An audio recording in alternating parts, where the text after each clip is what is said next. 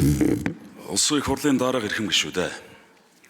Монгол Улсын засгийн газраас 2026 оны 5 дугаар сарын 7-ны өдөр Улсын их хуралд өргөн мэдүүлсэн нэмэгдсэн үртгийн албан татрын тухай хууль нэмэлт өөрчлөлт оруулах тухай хуулийн төсөл болон хамт өргөн мэдүүлсэн онцгой албан татрын тухай хууль нэмэлт өөрчлөлт оруулах тухай хуулийн төслийн хилцэг хэсэг хэлцүүлгийг Улсын их хурлын чуулганы 2026 оны 5 дугаар сарын 22-ны өдрийн нэгдсэн хуралдаанаар явуулж анхны хэлцүүлэг бэлтгэлгээр төсвийн байнга ороонд шилжүүлсэн. Төсвийн байнга ороо 2026 оны 6 дугаар сарын 10-ны өдрийн хуралдаанаар дээрх хуулийн төслүүдийн анхны хэлцүүлгийг Монгол Улсын их хурлын чуулганы хуралдааны нэгэн тухай хуулийн 39-р зүйл заасны дагуу явуулж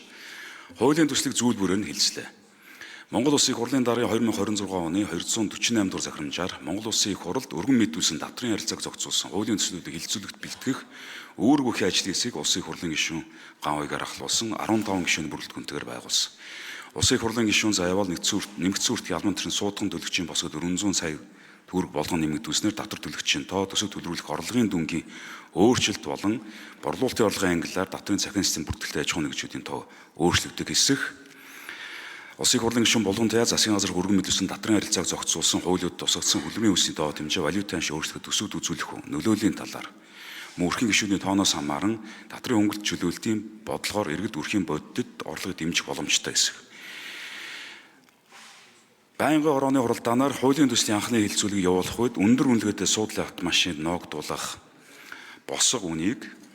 100 мянган $100 буюу валютаар тогтоосныг төлбөр тооцсон үндэсний мөнгөнд тэмдэгтээр гүйцэтгэх тухай хуульд нийцүүлэн 360 сая төгрөг болгон өөрчлөх зэрэг зарчмын зөрүүтэй 2 санал гаргасныг хуралдаанд оролцсон гишүүдийн олох тэмцсэн болно.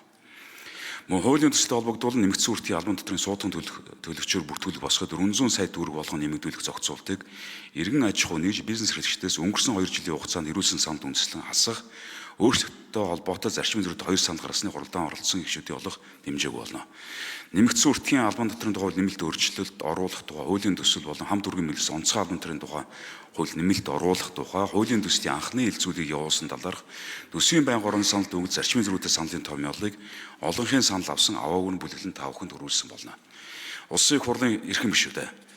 Нэмэгдсэн үртгийн албан татрын тухай нэмэлт өөрчлөлт оруулах тухай хуулийн төсөл болон хамт өргөн мэдүүлсэн онцгой албан татрын тухай нэмэлт өөрчлөлт оруулах тухай хуулийн төслийн анхны хэлцүүлгийг явуулсан талаарх төсвийн байнга орооны санал дүгнэлт зарчмын зөрүүтэй саналын томьёолыг хэлцэн шийдвэрлэж өгөхийг та бүхнээс хүсэж байна.